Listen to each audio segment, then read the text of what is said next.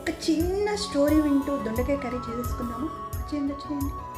పోషకాల విలువ తెలుసుకోకుండా దేన్ని తక్కువ అంచనా వేయొద్దండి. మీరేమంటారు? దొండకాయలో మెదడుకు మేలు చేసే విటమిన్స్ ఉంటాయి అండ్ డయాబెటిక్ పేషెంట్స్ కూడా చాలా మంచిదండి. ఈ కర్రీ ప్రొసీజర్ చూస్తూ ఒక చిన్న స్టోరీ విందామా? నేను టెక్స్ట్ కూడా యాడ్ చేస్తానండి.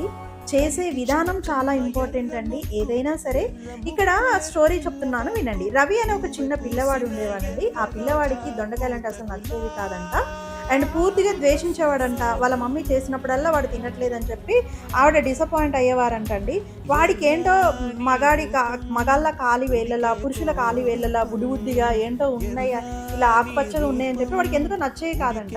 వాళ్ళ మమ్మీ ఆ కూరగాయలు కట్ చేస్తున్నంతసేపు, దొండకాయలు కట్ చేస్తున్నంతసేపు ఇంట్లోంచి వెళ్ళేవాడంట, కాలి వేళ్ళు కట్ చేస్తుంది అన్న ఫీలింగ్తో. అయితే వాళ్ళ మమ్మీ ఒక ఫెస్టివల్ చేస్తున్న టైంలో ఇంట్లో ఏ వెరైటీస్ స్వీట్స్ ఏం చేయకుండా